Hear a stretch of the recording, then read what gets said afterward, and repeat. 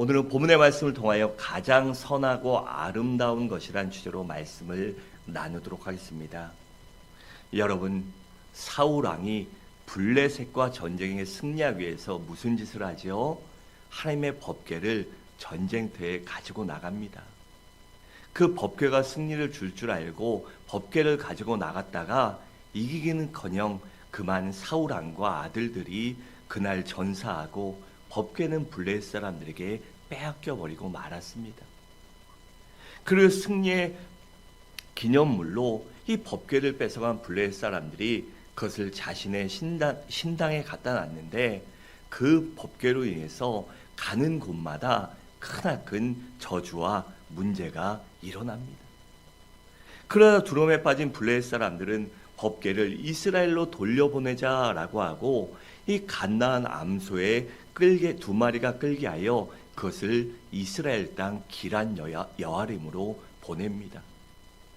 그곳에서 그 법궤가 그 땅에 도착하자 이 소들이 약간 흥분하자 우사와 아요가 그 법궤를 떨어지는 걸 막으려고 손댔다가 죽고 맙니다. 그리고 사람들이 두려워서 그 법궤를 그냥 기란 여아림에 방치해 둡니다. 그리고 시간이 지나서 약 20년이라는 시간 동안 법궤가 그곳에 오벳에돔의 집에 머물게 됩니다. 그렇게 시간이 흐르고 다윗이 왕이 되어 예루살렘으로 수도를 옮기고 하나님의 법궤가 저렇게 있으면 안 된다는 생각 안 하고 그것을 다윗성으로 옮겨옵니다. 그러나 그 광경을 본 이스라엘 백성들이 하나님께 예배드리려고 예루살렘으로 모여들며 기쁨과 찬양을 하는 그 모습을 보고 지은 시가 바로 오늘 본문인 시편 133편입니다. 여러분, 이 세상에는요 참으로 선하고 아름다운 것들이 많이 있습니다. 이 아이들을 보면 얼마나 좋습니까?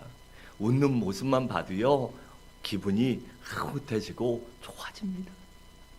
얼마나 아이들이 선하고 아름다워 보입니까? 또 이제 꽃피는 봄이 오면 얼마나 산천의 초목들이 아름답고 이쁩니까? 그 산천의 초목들만 봐도 우리가 기쁘고 즐겁습니다. 또한 선행을 베푸는 사람들의 모습을 봐도 참으로 선하고 아름다워서 그런 모습만 봐도 나도 흐뭇해지게 됩니다. 이처럼 우리 주변에는요 이 땅에는 아름답고 선한 것들도 많이 있습니다. 또 그것들을 보는 것 자체가 행복이요 즐거움입니다. 그런데 그 많은 선하고 아름다운 것 중에 가장 선하고 아름다운 것이 있는데 그것은 무엇일까요? 첫째로 서로 연합하는 것입니다. 1절은 이렇게 말합니다. 보라, 형제가 연합하여 동거함이 어찌 그리 선하고 아름다운고라고 했습니다. 이어서 형제란 하나님의 거듭난 백성들을 가리킵니다. 이처럼 우리가요 육신의 혈통만이 형제자매가 아닙니다. 영적으로 예수 그리스도를 믿음으로 구원받아 하나님의 자녀가 된 우리 모든 성도들도 하나님 안에서 형제 자매들입니다. 그래서 다윗이 한나라의 임금에도 불구하고 하나님께 예배드리러 올라오는 백성들을 보고 형제라고 그렇게 부른 것입니다. 또한 연합이란 하나님의 백성들이 하나님께 예배드리려고 성전에 올라오는 것을 말합니다. 그리고 동거란 하나님의 백성들이 모여 서로 교제를 나누는 것을 말해요. 그러니까 하나님의 백성들이 하나님께 예배드리기 위해 성전에 모이고 형제 자매로 교제를 나누기 위해 모이는 모습이 이 세상 무엇보다도 선하고 아름답다는 것입니다. 여러분, 부모님들이 언제 가장 기쁘고 흐뭇합니까? 그것은 사랑하는 자녀들이 눈에 넣어도 안 아픈 자식들이요 자녀들이 한자리에 모여 식탁에 둘러앉아 웃음꽃 피며 우야하며 함께 즐겁게 있는 것 아닙니까? 그래서 부모님들 자신도 힘든데 명절이 오기를 기다리는 것입니다. 왜냐하면 명절이 되면 사랑하는 자녀들, 멀리 있는 자녀들도 함께 모여 웃고 얘기하고 그 흐뭇한 모습을, 즐거운 모습을 볼 수 있기 때문이에요. 여러분, 우리 하나님 아버지도 언제 가장 흐뭇해 하실까요? 그것은 바로 하나님의 자녀들인 우리 성도들이 한 자리에 모여 하나님의 말씀을 듣고 하나님 잘 알겠습니다, 제가 순종하겠습니다, 그렇게 고백을 할 때가 아닐까요?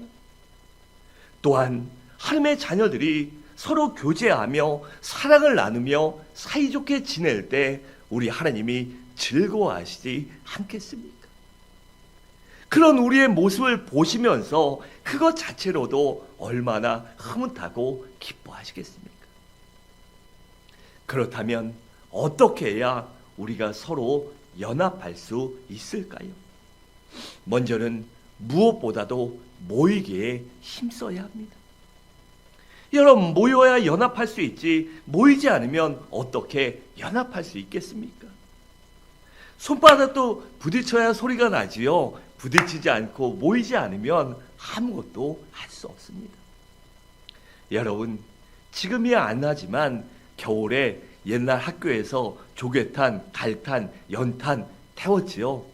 그런데 갈탄이나 조개탄 요만한 애들 하나 태워야 얼마 가지 않아 꺼지고 화력도 피우나 안 피우나 별 차이 없습니다. 그런데 요만한 조개탄, 갈탄을요 이렇게 모아놓고 불 붙이면요 온 교실이 따뜻해집니다. 그리고 금세 꺼지지 않고 몇 시간씩 타게 되는 것입니다. 또 지푸라기를 보세요. 얼마나 연약합니까? 그 지푸라기 하나로 무엇을 합니까? 하지만 그 쓸데없는 집도요 모아놓고 꼬면은요 줄도 만들고 집신도 만들고 그거 갖고요 밥도 지어 먹었습니다. 요새는 삼초 삼겹살이라고 1,000도가 넘는 집불에 넣었다 빼면요 그래서 비싸게 받고 맛있게 먹습니다. 또 집을 모아서 옛날에는요 지붕도 얹지 않았습니까? 여러분, 그 정도로 모이는 것, 함께하는 것이 중요한 것이에요. 그래 히브리서 10장 24절과 5절은 이렇게 말씀합니다. 서로 돌아봐 사랑과 선행을 격려하며 모이기를 패하는 어떤 사람들의 습관과 같이 하지 말고 오직 권하여 그날이 가까움을 볼수록 더욱 그리하자라고 했습니다.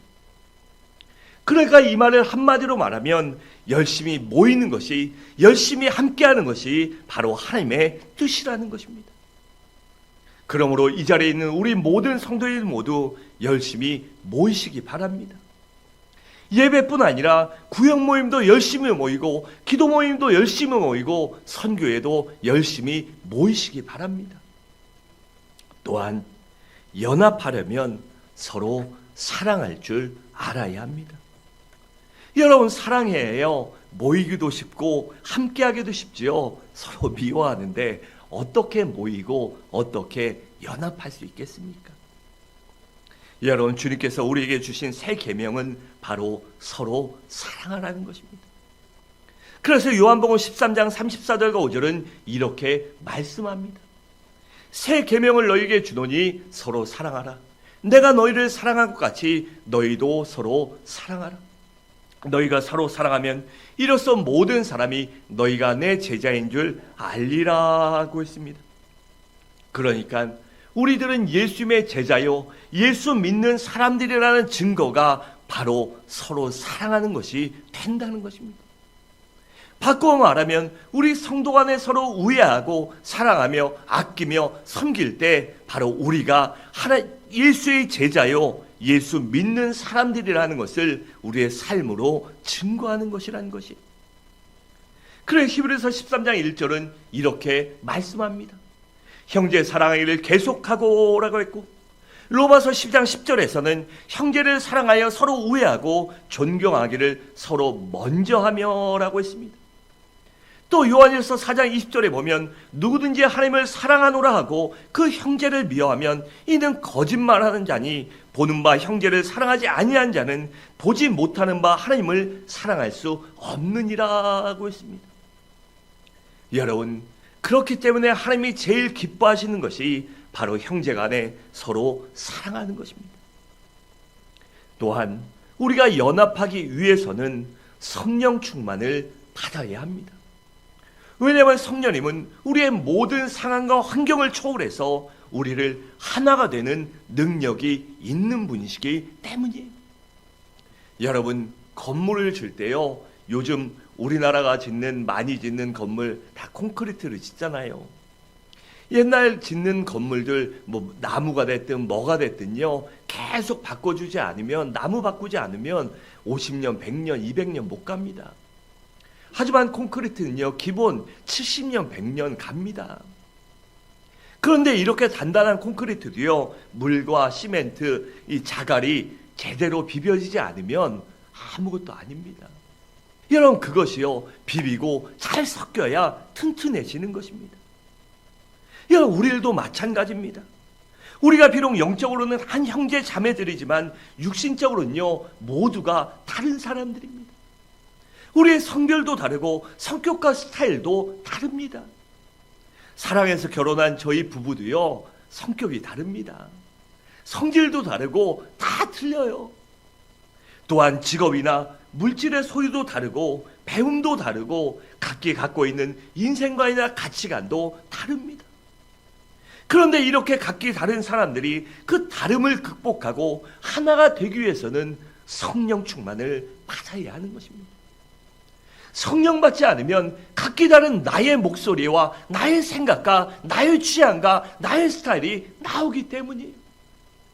하지만 성령으로 우리가 비벼지면 내 생각과 아직과 교만과 고집을 버릴 수 있고 하나가 되기 위하여, 든든히 되기 위하여, 하나님의 나라를 만들기 위하여, 하나님을 기쁘시게 하기 위하여 우리가 진정으로 하나가 될 수 있기 때문입니다.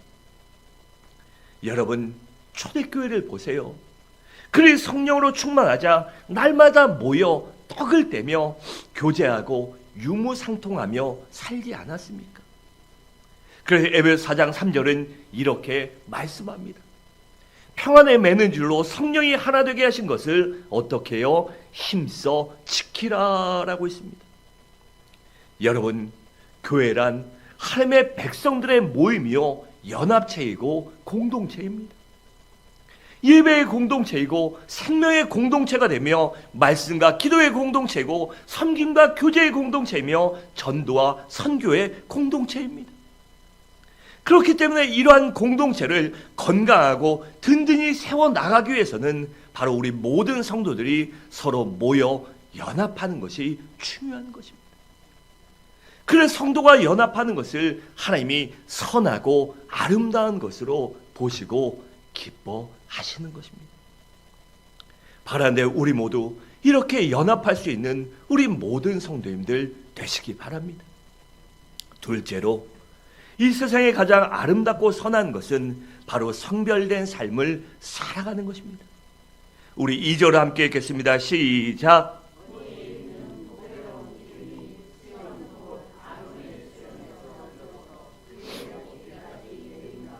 아멘.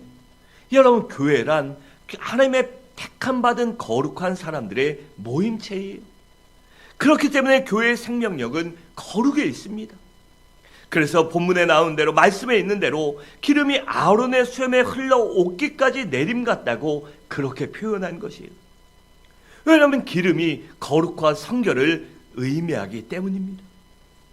여러분, 하나님께서 왕이나 선지자, 제사장을 세울 때는요, 언제나 기름을 부으셨습니다.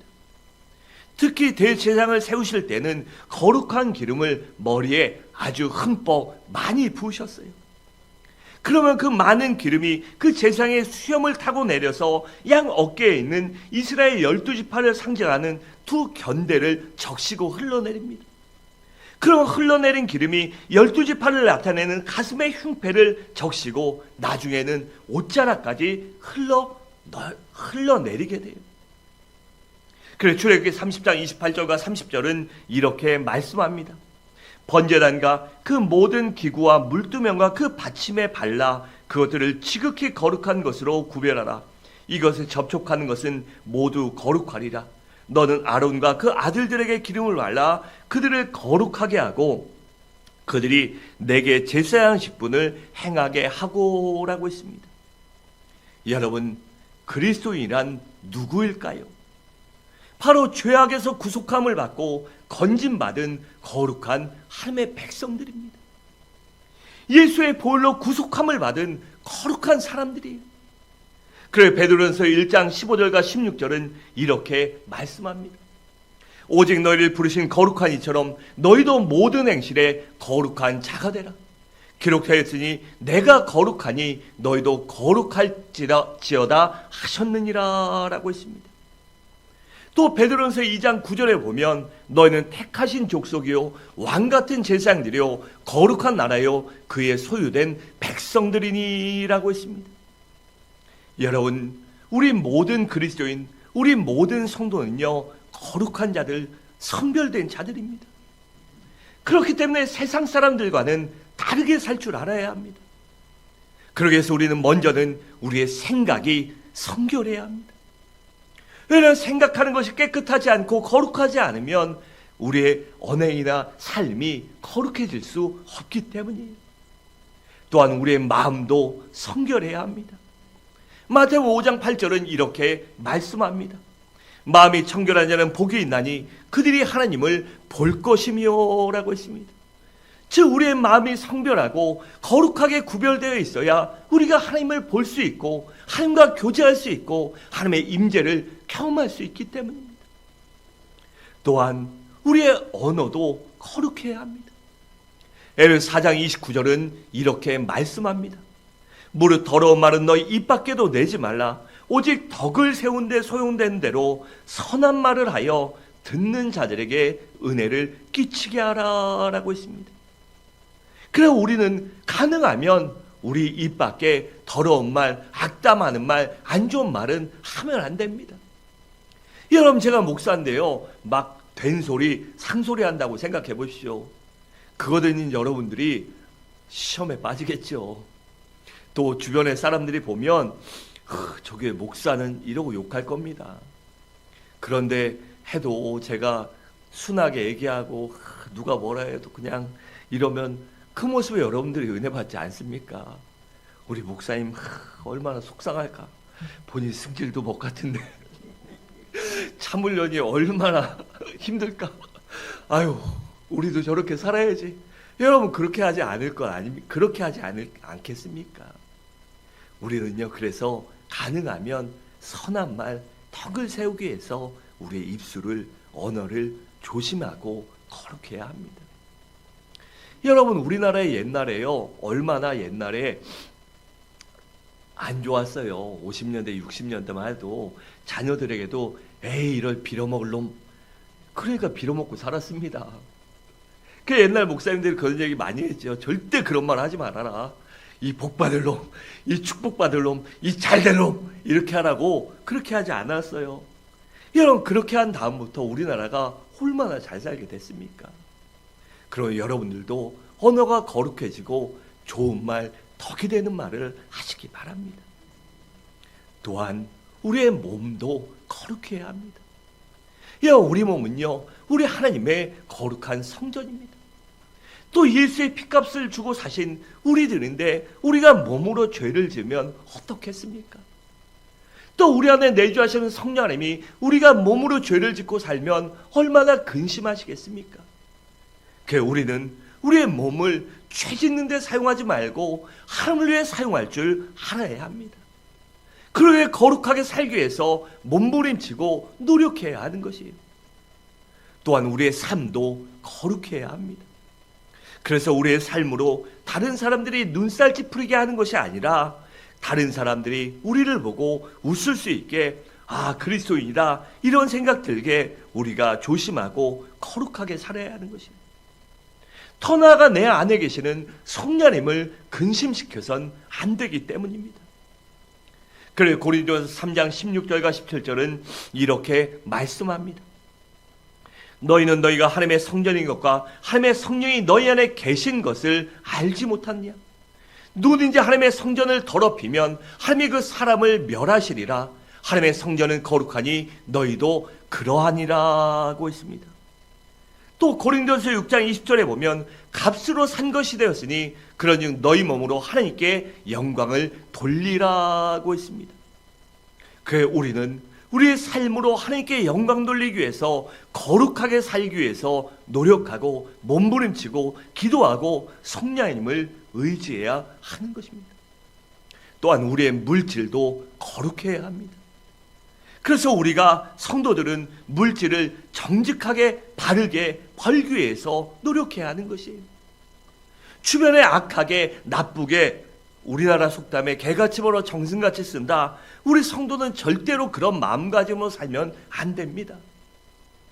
개같이 번다는 게 좋은 의미로 생각하면 아무 일을 하든 남 상관 안 하고 남들 눈치 안 보고 그냥 열심히, 남들이 무시하든 좀 천대받는 업종이라도 내가 열심히 한다, 그렇게 받아들여 좋겠지만 그것은 아무렇게나 그런 의미를 갖고 있잖아요. 그래서 성도는 바르고 정직하게 물질을 벌어야 돼요. 또한 물질을 쓰는데도 죄 짓는 데 쓰지 말고 오직 하나님을 섬기고 이웃을 섬기는데, 하나님의 기뻐하시는 데 사용할 줄 알아야 합니다. 특히 11조는 거룩하신 하나님의 것이에요. 그렇기 때문에 무슨 일이 있어도 11조를 드릴 줄 알아야 하는 것이에요. 그렇다면 우리가 어떻게 해야 성별된 삶을 살아갈 수 있을까요? 먼저는 철저히 예수의 피를 의지해서 회개할 줄 알아야 합니다. 이왕 우리가 회개하면 회개할수록 거룩해집니다. 왜냐하면 회개와 거룩은 정비례하기 때문이에요. 또한 성령의 충만함을 받아야 합니다. 왜냐하면 성경에 나오는 거룩한 기름이 바로 성령의 부음을 상징하기 때문이에요. 여러분, 우리는 성령 받아야 거룩해질 수 있습니다. 내 생각과 의지와 노력만으로는요, 절대로 거룩해질 수 없어요. 우리가 성령 충만을 받으면 성령님은 우리의 가치관을 변화시켜줘서 우리가 세상 것을 추구하고 거기에 빠져 사는 것을 버리고 영적인 것을, 하늘의 것을, 영혼의 뜰을 준비하는 마음으로 살게 바꾸어 주십니다. 또한 우리의 인생관을 변화시켜서 나를 위해 사는 것이 아니라 오직 예수를 위해 사는 사람으로 우리의 생각을, 우리의 인생관을 바꿔주시기 때문입니다. 또한 성령님은 우리의 마음도 생각도 입술도 몸도 생활도 거룩하게 변화시켜 주시기 때문입니다. 그래서 우리가 성령 충만을 받을 때 거룩하여져서 성령 충만을 사모하고 성령 충만을 잃어버리지 않게 해서 노력해야 하는 것입니다. 마지막으로 베푸는 삶을 살아야 합니다. 우리 3절을 함께 읽겠습니다. 시작.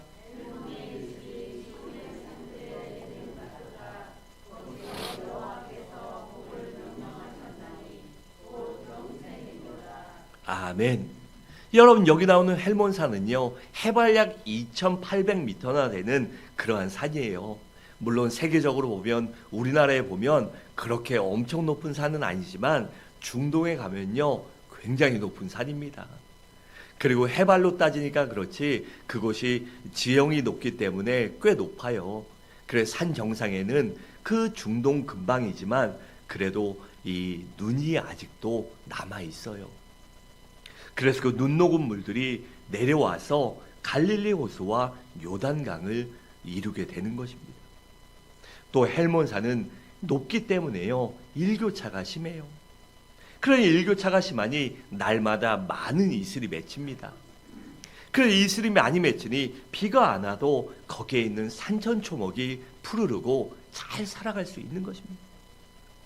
그러니까 헬몬산이 베푸는 그 물로 인해서, 헬몬산이 베푸는 것들로 인해서 사람들도 사는 것이고 물고기도 살아가는 것이며 나무와 초목들도 살아가는 것입니다.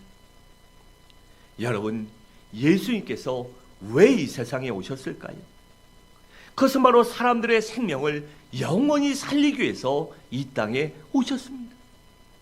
예수님께서 사람들을 죄와 죽음과 마귀와 영원한 지옥 형벌에서 건져내시고 영원한 생명을 주시기 위해서 십자가에서 피를 흘리시고 태속의 죽음을 죽으시고 다시 살아나셨습니다.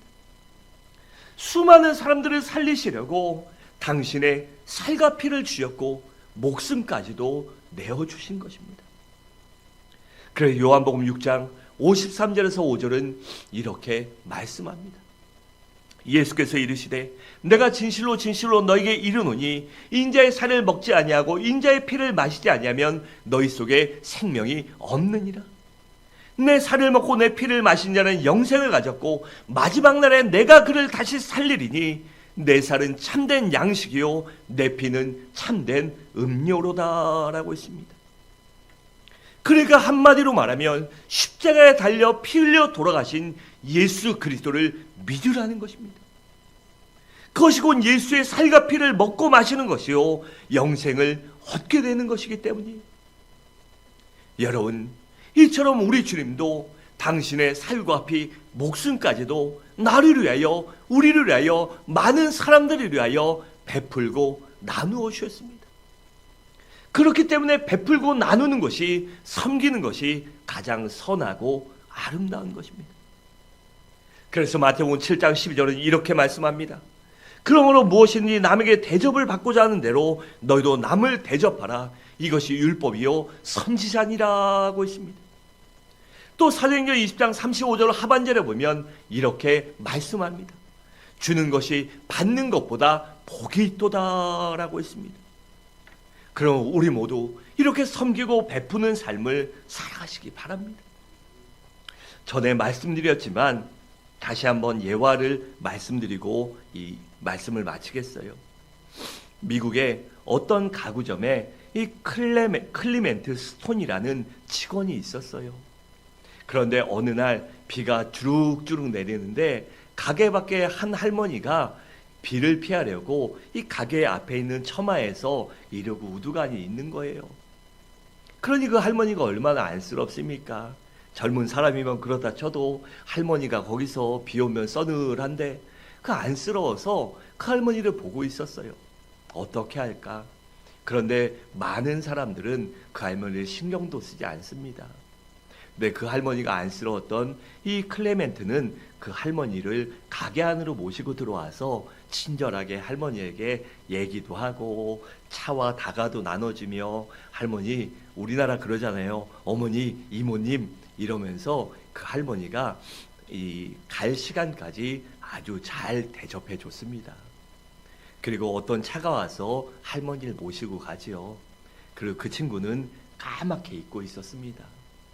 그런데 일주일 정도 지난 후에 이 강철환 카네기로부터 편지를 받습니다.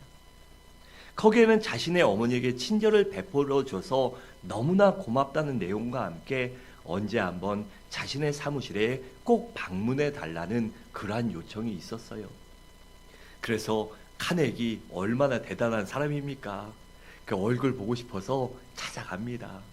무엇을 생각한 것이 아니라 그냥 찾아가요. 그랬더니 카네기가 너무나 고맙습니다. 우리 어머니 당신 때문에 감기 걸리지 않고 당신 때문에 너무 편하게 잘 있었습니다.